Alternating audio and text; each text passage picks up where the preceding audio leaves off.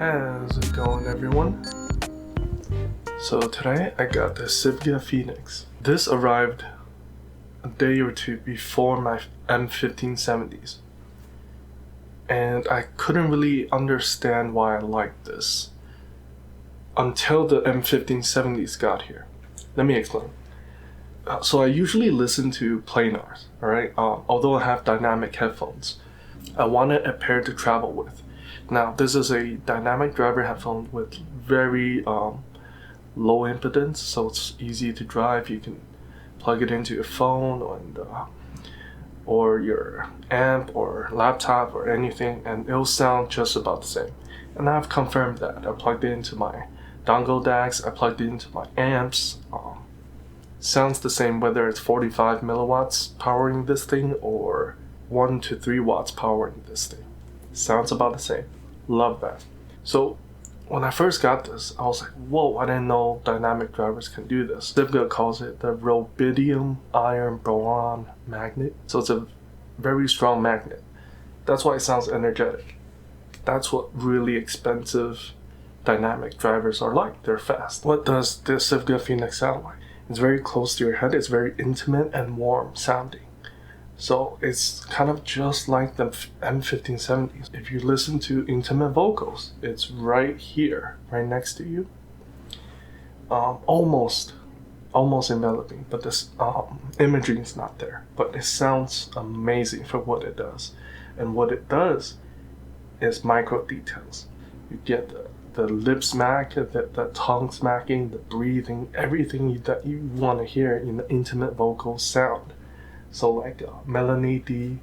Biasio or Elise Legros or Adele, right? These really intimate sounding vocals sounds amazing on this. And that's because these vocals have really low end bassy tones to them. It has tons of sub bass and a huge bump in mid bass. Take a look at the frequency response from DMS. I'll link his videos in the description if you want to check it out. Well, if you listen to music that have really strong bass, right, like metal or hip hop, well, the bass gets violent. Yeah, the bass really hurts my ears like after like a minute. It is very fast though, so there's kind of like a shake to it, so it's not like really just boomy or that type of thing you get with the other dynamic headphones. It has this weird 3 hertz drop in the frequency response that I believe is the most important thing to addressing the EQ. So if you bring it up by like 10 decibels in the EQ, it sounds more natural. String guitars or anything, you get the airiness of each pole. Without it, it just sounds a little bit darker. Imaging. They're not as good as planars, obviously. So if you listen to like Melanie Di Biasio, after 4 minutes or so, you get this winding down of instruments, right? And I guess because of the way the song's recorded, you still get the cymbals far away, and you will still get the cymbals to your left or right depending where it's being played. You just won't get the movement of them if they do move.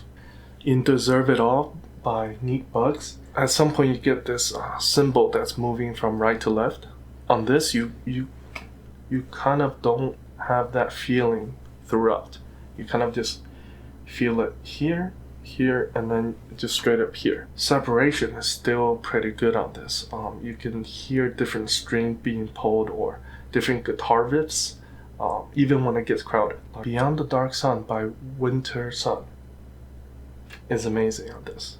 It actually has very similar sound as my M1570s. You get that really quick guitar riffs, and they're separated each really cleanly. Alright, let's talk about EQ. You mainly want to flatten the mid bass, and you add 10 decibels to the 3K hertz to get that natural timbre, so that the string instruments sound more natural.